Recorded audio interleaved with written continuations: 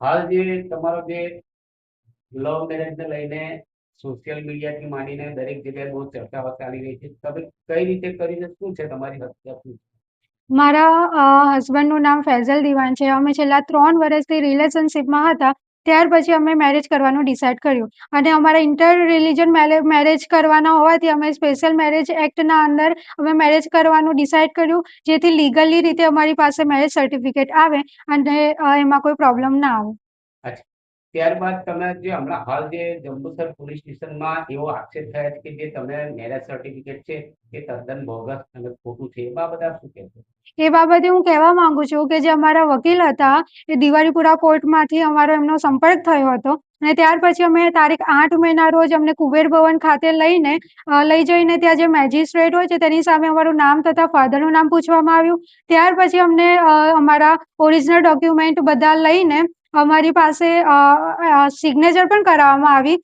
ત્યાર પછી અમને 1 મહિનાનો નોટિસ પીરિયડ આપ્યો અને તારીખ 15 જૂનના રોજ અમને ફરીથી કુબેર ભવનમાં બોલાવીને આગળની કાર્યવાહી હાથ ધરી હતી અને તારીખ 19 જૂનના રોજ પછી અમને અમારા વકીલ દ્વારા આ મેરેજ સર્ટિફિકેટ આપવામાં આવ્યું હતું.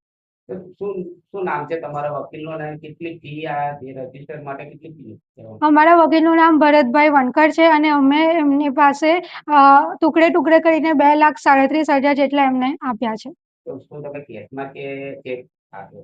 આ તમામ અમે જે પેમેન્ટ કર્યું છે કેશમાં જ કર્યું છે. અને હમણાં હાલ જે તમારા પર કોઈ ચોરીના આક્ષેપ છે અને તમારા જે હસબન્ડ છે ફૈઝલને અટકાયત કરી છે, એ બાબતે આપ શું પગલાં લેશો, શું કહેવા માંગો? આ બાબતે હું તદ્દન એ કહેવા માંગુ છું કે આ બધી વાત આજે બધા એલિગેશન લગાવવામાં આવી રહ્યા છે એ તદ્દન ખોટા છે અને મારા હસબન્ડ વિરુદ્ધ પણ એ એલિગેશન લગાવવામાં આવ્યા છે કે મારી સાથે જોર જબરજસ્તી કર્યા છે. ત્યારબાદ જે અમે એક વિડીયો વાયરલ કર્યો હતો એ વિડીયોમાં પણ એવું કહેવામાં આવ્યું છે કે મારી પાસે જોર જબરજસ્તી કરીને આ વિડીયો બનાવવામાં આવ્યો છે.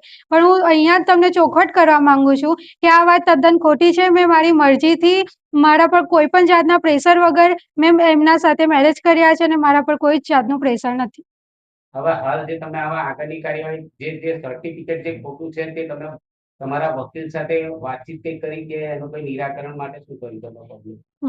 જ્યારે અમને 17/8ના રોજ જ્યારે જંબુસરની પોલીસ મારા હસબન્ડને અરેસ્ટ કરવા આવી ત્યારે અમે અમારા વકીલનો સંપર્ક કર્યો કે આ રીતે અમને પોલીસ અરેસ્ટ કરવા આવી છે.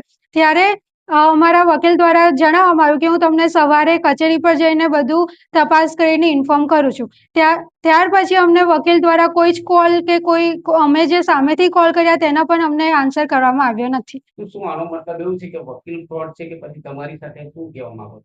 આમાં તો એ જ સાબિત થાય છે અમે અમારું સર્ટિફિકેટ કઈ જાતે બનાવ્યું નથી કે ના મારા હસબન્ડને બનાવ્યું છે ના મેં બનાવ્યું છે. અમને જે વકીલ દ્વારા વકીલ દ્વારા જે આપવામાં આવ્યું છે એ જ સર્ટિફિકેટ અમે જંબુસર પોલીસ સ્ટેશનમાં રજૂ કર્યું છે. હવે એ સાચું હોય ખોટું હોય એ અમારો વિષય નથી, એ અમને અમારા વકીલ દ્વારા આપવામાં આવ્યું છે. તેથી મેં પોલીસને નમ્ર વિનંતી કરું છું કે આ કેસની નિષ્પક્ષપણે જાંચ કરવામાં આવે અને આ કેસના જે મુખ્ય આરોપીઓ છે એમને પકડવામાં આવે. હવે આની અંદર તમે મદદગારીની અંદર ફિરોઝ દીવાનું પણ નામ ઉમેરવામાં આવશે, એ ખરેખર તમારી સાથે હતા ખરા? ના, એ ફિરોઝ દીવાન જે મારા મામા સસરા છે એમને કોઈ જ એમનો અમારી સાથે કોઈ લેવા દેવા જ નથી. ખાલી એમને અમારી પાસે જે સર્ટિફિકેટ આવ્યું હતું એ અમે પોલીસ સ્ટેશનમાં એમના દ્વારા રજૂ કર્યું હતું, બસ. બીજું એમના જોડે અમારો કોઈ લેવા દેવા નથી. સોશિયલ મીડિયામાં તમારી માતા દ્વારા એવો આક્ષેપ કરવામાં આવ્યા છે કે જ્યારે મેરેજ કર્યા પછી તમે એમનો સંપર્ક કર્યો નથી, કાં તો પછી એ લોકો ને તમને કઈ મુલાકાત નહીં થઈ, એ બાબતે આક્ષેપ ઘણા બધા છે. એ બાબતે શું કહેશો? હું આ બાબતે તમને ઇન્ફોર્મ કરવા માંગુ છું કે અમે જંબુસર પીઆઈને જ્યારે અમારું મેરેજ સર્ટિફિકેટ મોકલ્યું હતું ત્યારે પીઆઈ દ્વારા કહેવામાં આવ્યું હતું કે તમારા ઘરના લોકો જોડે વાત કરી લો અને એમને પણ ઇન્ફોર્મ કરી દો. ત્યાર પછી મેં મારા પપ્પા જોડે કોન્ટેક્ટ કર્યો હતો, પણ પપ્પાએ મારા જે ભાઈઓ અને મારા જે મામા છે એમને ફોન લઈ લીધો હતો અને મારા જોડે મને અપશબ્દ બોલ્યા હતા અને મારા પપ્પા મમ્મી જોડે કોઈના જોડે મને વાત કરવા દીધી ન હતી. ત્યાર પછી મારા મામીનો 2 દિવસ પછી કોલ આવ્યો હતો, તો મેં એમનો કોલ પણ રિસીવ કર્યો હતો અને તેમના જોડે વાત કરી હતી અને તેમને ઇન્ફોર્મ કર્યું હતું કે હું એકદમ સહી સલામત છું અને મારી મરજીથી મેં મેરેજ કર્યા છે અને મારા મામાની જે છોકરી છે એના જોડે પણ મેં કન્ટિન્યુઅસ કોન્ટેક્ટમાં હતી. તેમ છતાં એ લોકો આ રીતે ખોટા ખોટા એલિગેશન લગાવી રહ્યા છે.